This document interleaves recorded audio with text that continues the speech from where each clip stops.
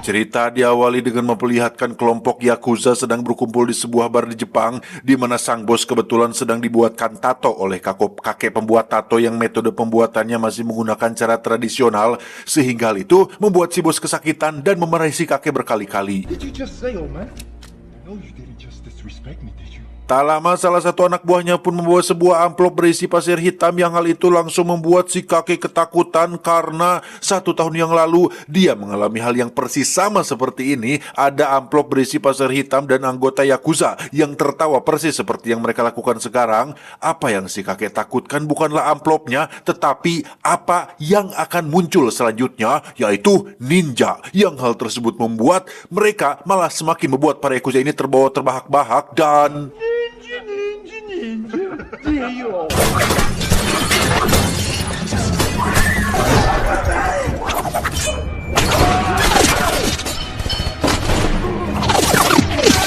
Ya, semua yang dikatakan si kakek pun menjadi kenyataan ketika sosok ninja yang bersembunyi di kegelapan dengan begitu sadis membantai semua anggota Yakuza termasuk si bos. Sehingga di saat bersamaan si kakek merasa sangat kagum sekaligus takut karena mitos tentang keberadaan ninja kecuali Naruto adalah nyata dan bukan hanya dongeng semata.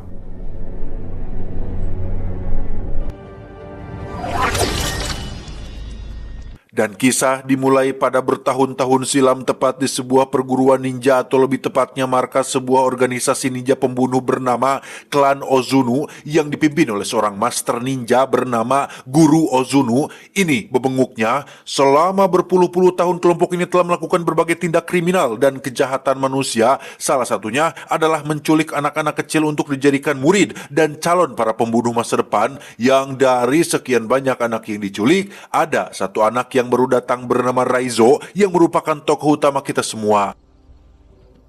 Saat makan malam sedang berlangsung, Master pun menunjukkan salah satu kelebihan dari hasil latihan di klan ini, yaitu teknik menyembuhkan diri atau semacam healing factor yang dapat membuat penggunanya bisa memulihkan luka dalam waktu yang sangat singkat. This is the power. Cara mendidik Master sangat-sangatlah kejam dan tidak berperasaan, terutama kepada Raizo yang mendapat perhatian khusus dibandingkan murid yang lain. Entah apa alasannya, tetapi yang dimaksud dengan perhatian lebih di sini bukanlah sesuatu yang menyenangkan, karena siksaan dan hukuman yang didapatkan Raizo jauh lebih keras dan jauh lebih menyakitkan dibanding dengan anak-anak yang lain. Sebagai contoh, Raizo mendapat pelatihan khusus untuk bisa berjalan di atas lantai tanpa menghasilkan suara rereketan atau harus bisa bergerak dalam kesenyapan dan kesunyian. Yang karena Raizo masih kecil dan belum bisa mengendalikan tubuhnya, ia pun berkali-kali melakukan kesalahan hingga sang guru harus memukul telapak kakinya sampai berdarah-darah. Dari sekian banyak murid, ada satu gadis kecil bernama Kiriko yang nampak perhatian dengan Raizo yang sedang menahan rasa sakitnya. Dia mengobati luka Raizo supaya rasa sakitnya berkurang, sehingga momen tersebut menjadi momen penting awal kedekatan di antara keduanya. Beberapa tahun kemudian, kini Raizo dan anak-anak lain sudah beranjak remaja, di mana saat ini Raizo sedang melakukan duel dengan satu murid polontong bernama Takeshi yang nampak berambisi untuk mengalahkannya sekaligus ingin cari perhatian dari gurunya. Yang ketika Raizo dicurangi hingga terluka di bagian kepala, sang guru bukannya memotivasi atau mengusap lukanya, tapi justru malah menambah rasa sakit dengan cara menunjukkan teknik memelintir ulu hati supaya Raizo bisa mengendalikan rasa sakitnya sendiri.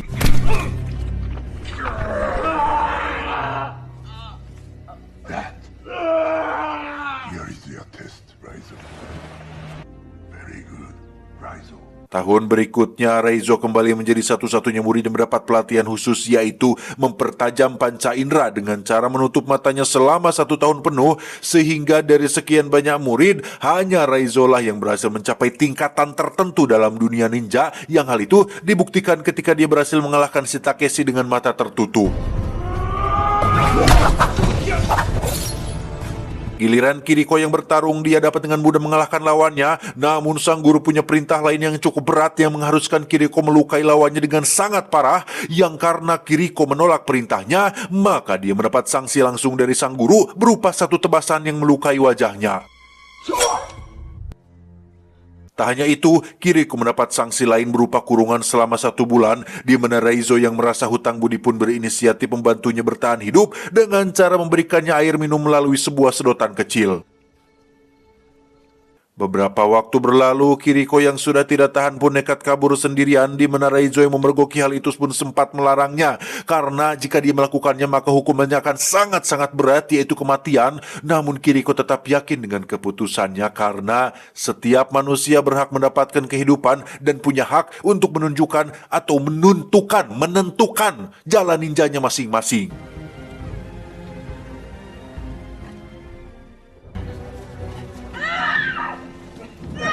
Dan ya, apa yang Raizo khawatirkan pun terjadi. Kiriko berhasil ditangkap dan akan mendapatkan hukuman berupa tusukan langsung di jantungnya, yang kesempatan ini diberikan kepada si murid polontong yaitu Takeshi, sehingga Raizo yang menyaksikannya pun semakin muak, marah, dan dendam kepada para ninja yang bukan dari Konoha ini. 7 tahun berlalu, kini Raizo sudah dewasa dan wajahnya mirip sekali dengan tokoh utama di serial drama TV Korea berjudul Full House yang dulu sempat ngetren pada zamannya, dan memang dialah orangnya. Untuk pertama kalinya, Raizo mendapat kesempatan untuk melakukan debut pertamanya, yakni sebuah pekerjaan untuk membunuh target yang ciri-cirinya memakai jam tangan emas, yang tanpa rasa ragu sedikit pun, Raizo langsung turun ke lapangan untuk melakukannya. Sukses menuntaskan pekerjaan pertamanya, Raizo diminta untuk melakukan satu tugas lagi untuk membuktikan bahwa dia adalah seorang Ozuno sejati, yaitu membunuh seorang murid wanita yang mencoba kabur persis seperti yang pernah dilakukan Kiriko, sehingga ketika kenangan pahit itu tersuat lagi, maka amarah dalam diri Raizo pun seketika muncul dan...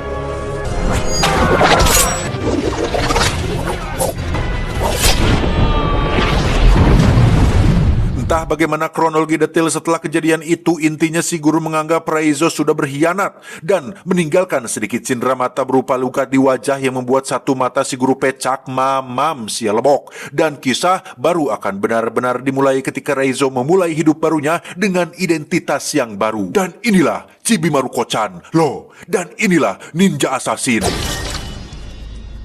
Beralih ke Berlin, kita akan diperkenalkan pada seorang agen Europol bernama Mika, tidak pakai tembayong, yang sedang memberikan laporan tentang penemuan aliran dana pemerintah yang dipercaya digunakan untuk membiayai sebuah organisasi pembunuh asal Asia yang tiada lain adalah klan Ozuno, di mana Ryan, rekannya yang selalu husnuzon kepada pemerintah, pun kurang percaya dengan informasi tersebut karena sangat mustahil pemerintah memakai dana rakyat untuk sesuatu yang tidak penting, seperti contohnya anggaran biaya tirai gorden 48,7 miliar atau sesuatu yang bersifat kepentingan pribadi atau masuk ke dalam kantong sendiri. Tidak mungkin para pejabat melakukannya. Hal itu sangat mustahil untuk terjadi. Iya kan? Dua hari kemudian, Ryan nyatanya peduli dengan penyelidikan Mia dan bahkan sudah mendapatkan beberapa informasi mengenai kasus ini, di mana 2 tahun yang lalu juga ada seorang agen intelijen asal Rusia yang sudah lebih dulu menyelidiki kasus ini, bahwa memang benar beberapa oknum pemerintahan dari beberapa negara diketahui sering memakai jasa dari klan Ozuno untuk menyelesaikan suatu permasalahan seperti menghabisi saingan politik, melukai pejabat jujur dengan cara disiram air keras di waktu subuh, dan lain-lain, sehingga apabila Mia ingin melanjutkan penyelidikan ini, dia bisa pergi ke Rusia untuk menemui istri dari si agen yang tewas 2 tahun yang lalu. Tanpa buang waktu, Mika langsung menemui istri dari mendiang si agen, di mana sang istri menjelaskan bahwa 1 tahun setelah suaminya melakukan penyelidikan terhadap kasus ini, ia menjadi seseorang yang borangan alias parnoan. Saking parnonya, dia sampai memasang banyak sekali lampu sorot dan kamera CCTV seolah takut dengan sesuatu yang ada di balik kegelapan. Dan benar saja, pada malam kematiannya, semua lampu tiba-tiba padam, namun kamera CCTV masih aktif dan berhasil merekam sedikit dari apa yang terjadi pada malam itu. Saat Mika periksa, ternyata ada wajah Raizo yang sedang bertarung dengan sesuatu yang tidak tertangkap kamera, entah dia pelakunya atau sedang bertarung dengan si pelaku. Namun Mika percaya bahwa Raizo adalah kunci untuk mengungkap kasus ini. Aku mah masih pemula. Ajarin dong, sepuh. sepuh, ajarin dong, masih pemula. Kembali ke Raizo dengan kehidupan barunya di kota, dia kebetulan sedang berada di tempat cuci pakaian tepat saat ada seorang wanita Jepang meminta pertolongannya yang berkat latihan selama bertahun-tahun, Raizo memiliki insting yang sangat-sangat tajam hingga dapat menyadari jika wanita yang ada di depannya saat ini adalah seorang ninja yang diutus untuk membunuhnya sehingga Raizo sendiri tinggal di sebuah apartemen biasa. Setiap kali dia pulang dari luar, Raizo pasti selalu memeriksa barang-barang pribadinya untuk memastikan tidak ada orang yang masuk ke tempat tinggalnya. Dan saatnya jadwal latihan, Raizo sesekali teringat dengan perkataan sang guru mengenai cara hidup seorang ninja bahwa rasa sakit adalah kelemahan dan satu-satunya cara untuk mengatasinya adalah mengendalikan rasa sakit itu sendiri.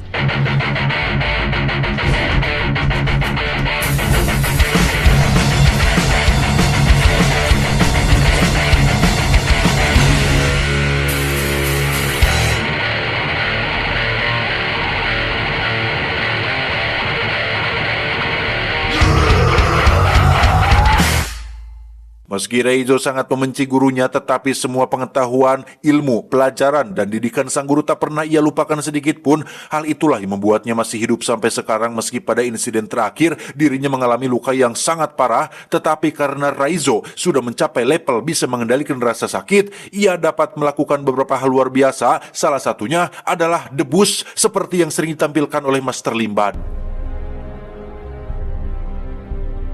Tak hanya itu, Raizo memiliki senjata favorit yang disebut dengan kusarigama atau sejenis senjata yang terdiri dari rantai dan pisau tajam kecil. Akan sangat bahaya sekali apabila digunakan oleh orang yang tidak profesional, tetapi di tangan para sepuh, suhu, senior, spesialis, dan ahlinya, kusarigama adalah senjata yang sangat mematikan. Sepuh, ajarin dong.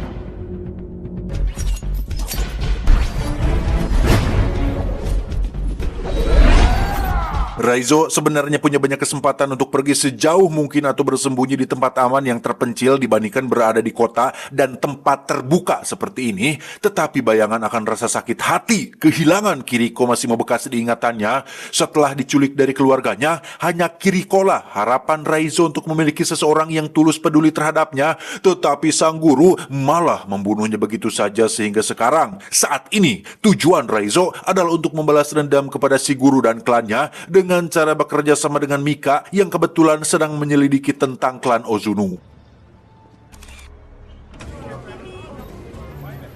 Kembali ke Mika yang sedang berada di kantornya, dia kedatangan seorang utusan dari pemerintahan yang rupanya atau nampaknya mulai mencurigai tentang penyelidikan yang dilakukannya, sehingga Mika segera menemui Ryan untuk memberitahunya bahwa kecurigaan mereka berdua selama ini kemungkinan adalah benar, karena tidak mungkin pemerintah sampai mengutus seseorang untuk menemuinya hanya untuk memastikan penyelidikan ini, sehingga Ryan yang mulai khawatir dengan keselamatan Mika pun menyuruhnya untuk segera tinggalkan kota ini dan pergi cari tempat aman untuk sementara waktu. Tiba di komplek rumahnya, Mika diberitahu tetangga tentang pemadaman listrik yang terjadi secara tiba-tiba sehingga Mika menjadi sangat khawatir karena dari hasil penyelidikannya, ciri-ciri awal kemunculan para ninja pembunuh pasti selalu ditandai dengan lumpuhnya pencahayaan yang ketika sudah masuk ke dalam kamar, alangkah terkejutnya Mika saat menemukan sebuah amplop berisi pasir hitam dan tiba-tiba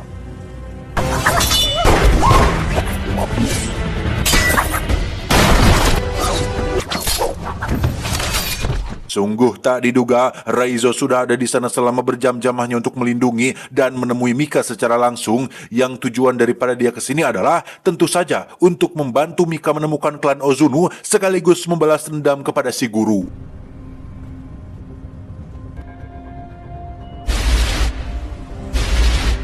Mereka berdua pun berhenti di swalaya untuk merubah penampilan demi untuk mengurangi resiko ketahuan, di mana Mika yang belegug pun malah menghubungi Ryan untuk memberitahunya bahwa saat ini dia bersama dengan Raizo, sehingga Ryan segera memberikan lokasi tempat untuk mereka bisa bertemu.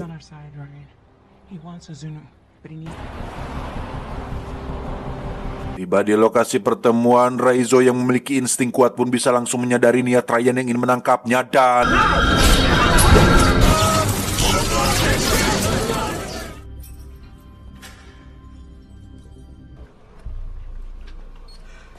Ryan ternyata punya agenda tersendiri dan metode tersendiri untuk menggali informasi mengenai klan Ozunu, yaitu dengan menangkap dan menginterogasi Raizo dengan cara yang akan sedikit memaksa, berlokasi di sebuah gedung kosong dengan tangan dan kaki yang terikat lengkap dengan lampu sorot agar Raizo tidak bisa kabur di kegelapan. Ryan yakin jika caranya akan lebih efektif untuk menyelesaikan kasus ini. Kasihan melihat Raizo, Mika pun menemuinya untuk sekedar memberi air minum, yang di situ Raizo memperingatkan Mia bahwa lokasi mereka berada saat ini terlalu terbuka dan terlalu mudah untuk dilacak oleh para ninja, sehingga Mika dengan cepat menemui Ryan untuk memperingatkannya bahwa saat ini mereka semua sedang dalam bahaya. Tetapi Ryan yang percaya diri dengan pasukan taktisnya pun tidak mengindahkan peringatan tersebut sampai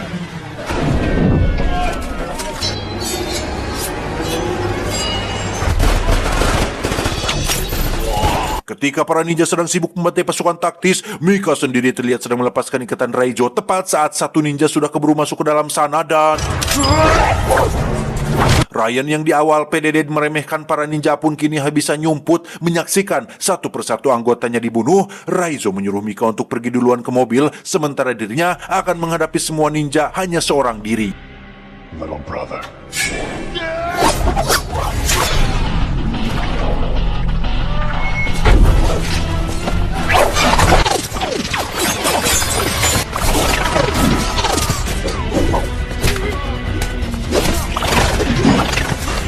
Mika sendiri terlihat sudah berada di mobil menunggu kemunculan Raizo, yang ketika dia sedang harap-harap cemas, tiba-tiba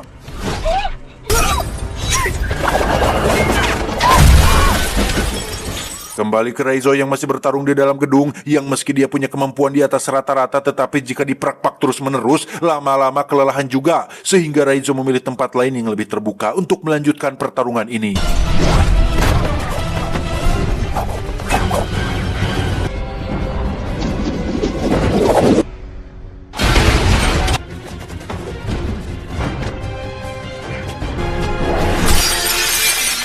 Jika sebelumnya mereka terbiasa bertarung di dalam ruangan yang penuh dengan sudut-sudut gelap, sekarang para ninja pembunuh ini harus membiasakan diri bertarung di tengah jalan, yang karena Raizo sudah terlalu kelelahan, akhirnya dia pun kecolongan saat perutnya terkena tebasan pedang, yang ketika Takeshi akan mengakhirinya, tiba-tiba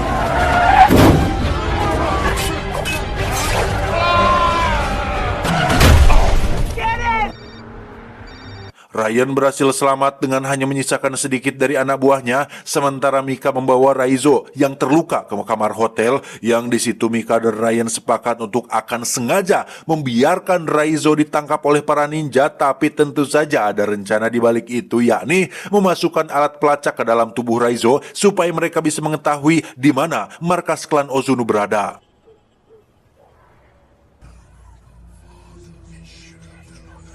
Raizo dibawa dalam sebuah peti besi untuk diserahkan kepada si guru, yang dalam sepanjang perjalanan menuju ke sana, Raizo memilih untuk bersikap tenang dan tidak panik. Justru dia malah teringat dengan ajaran sang guru mengenai teknik menyembuhkan diri menggunakan jurus segel tangan yang berfungsi untuk mengubah cakra menjadi obat efektif, yang saking efektifnya luka pada perut Raizo bisa rapat sendiri tanpa bantuan obat merah atau betadin. Tiba di markas, Raizo langsung menghadap sang guru yang kini sudah pecak. Beliau teramat sangat kecewa terhadap tindakan Raizo yang memilih untuk berkhianat. Padahal dulu, waktu pertama datang ke tempat ini, si guru melihat potensi besar pada diri Raizo dan ada sedikit harapan tentang Raizo yang akan menjadi penerusnya menggantikan kepemimpinan klan Ozunu di tempat ini. Tetapi pada kenyataannya takdir berkata lain, sehingga sekarang Raizo harus mendapatkan hukuman mati atas pengkhianatan yang telah dilakukannya. Tepat disaksikan oleh Takeshi dan para murid, si guru tidak langsung membunuh Raizo, tetapi ingin puas menyiksanya terlebih dahulu menggunakan jurus yang sama, yaitu jurus pelintir ulu hati, yang ketika Raizo batuk darah, keluarlah alat pelacak kecil dari dalam mulutnya, yang tepat saat Takeshi menyadarinya, tiba-tiba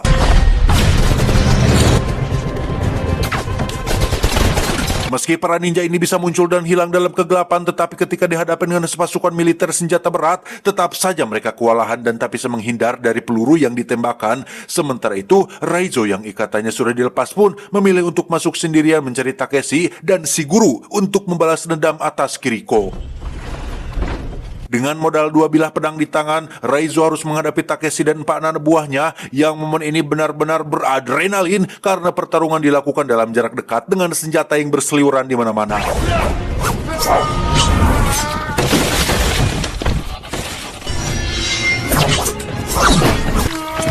Selesai menghabisi para krocok, kini Raizo harus menghadapi Takeshi menggunakan cara licik, yaitu memakai jurus bacotan dengan mengingatkan kembali akan rasa sakit Raizo ketika melihat Kiriko mati dibunuh.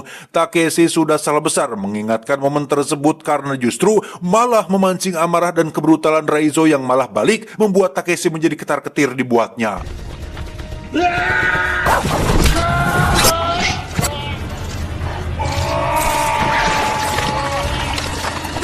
Selesai menghabisi Takeshi, saatnya Raizo menghadapi sang gegedugnya alias si guru yang di sini beliau menggunakan teknik rahasia yang belum sempat diajarkan, yaitu jurus ilusi bayangan yang membuatnya mampu hilang dan muncul dengan sangat cepat.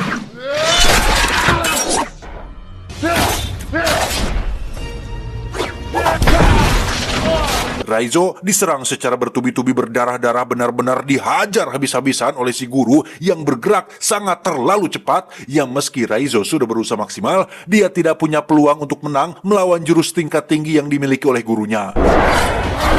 Tepat saat Raizo akan dibunuh, muncullah Mika yang berhasil menyelamatkannya, namun sungguh sangat disayangkan, si guru tiba-tiba muncul dari belakang dan menusuk dada kiri Mika yang membuatnya langsung terjatuh dan...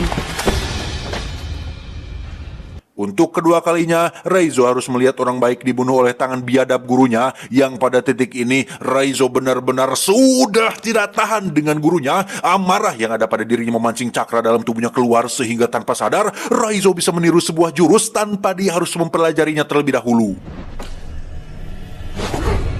Dan ya, kini saatnya si guru ketar-ketir melihat anak didiknya lebih jago, lebih cepat, lebih luar biasa menguasai jurus rahasianya, sehingga jangan salahkan Pak Harun Masiku apabila si guru harus tewas saat itu juga.